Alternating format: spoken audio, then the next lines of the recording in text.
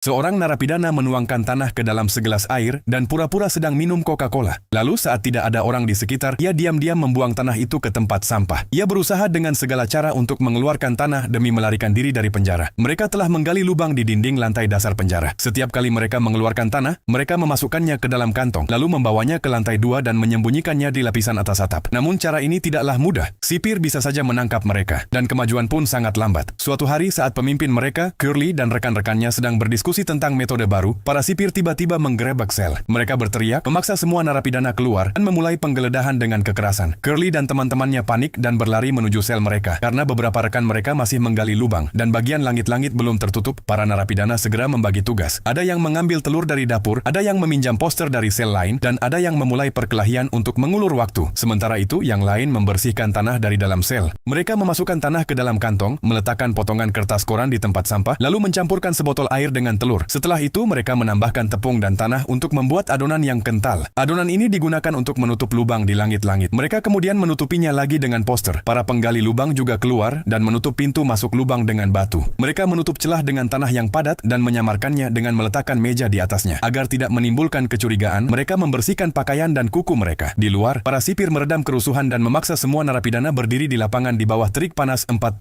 derajat Celcius. Mereka disuruh melepas pakaian dan meletakkan tangan di atas kepala. Namun tidak tampak rasa kalah di mata para narapidana. Mereka mulai menyanyikan lagu kebangsaan. Ini bukan narapidana biasa, melainkan tahanan politik yang sangat cerdas. Setelah kejadian itu, mereka menjadi lebih berhati-hati. Namun dalam upaya melarikan diri di malam hari, bahaya tetap mengintai. Suatu hari, seorang narapidana berjanggut mencoba membawa tanah ke lantai 2, tetapi secara tidak sengaja bertabrakan dengan seorang sipir. Untungnya, ia telah menutupi tanah itu dengan pakaian. Jika tidak, ia pasti sudah tertangkap. Untuk mengurangi risiko, mereka menghubungkan sel atas dan bawah, sehingga tanah dipindahkan dari bawah ke atas terlebih dahulu, baru kemudian ke lapisan atap. Cara ini mempercepat pemindahan tanah, tetapi proses penggalian tetap lambat. Dalam 2 bulan, mereka hanya berhasil menggali 2 meter. Dengan kecepatan seperti itu, butuh waktu bertahun-tahun. Karena itu, mereka merekrut lebih banyak narapidana terpercaya ke dalam tim. Dengan tim yang lebih besar, penggalian meningkat dari 1 menjadi 4 giliran. Setiap giliran berlangsung 3 jam, total 12 jam per hari. Ratusan kilogram tanah dikeluarkan setiap hari. Namun, untuk menghindari kecurigaan, mereka tidak menunjukkan rasa lelah. Mereka tetap berolahraga dan berpartisipasi dalam kegiatan sosial. Suatu hari ketika lubang sudah semakin dalam, seorang rekan pingsan di dalam terowongan. Tim segera menariknya keluar dan menyelamatkannya. Mereka pun sadar bahwa semakin dalam lubang, kadar oksigen semakin berkurang. Dalam pertemuan, seorang narapidana berjanggut pendek berhasil mengatur agar kantong plastik dan motor kecil dibawa dari bengkel. Dengan syarat ia juga akan dibantu melarikan diri. Mereka memasang kipas pada motor itu dan menggunakan pipa plastik untuk memompa oksigen ke dalam lubang. Mereka juga memasang kabel dan lampu untuk penerangan. Setelah 500 hari kerja keras, akhirnya terowongan itu tembus keluar penjara.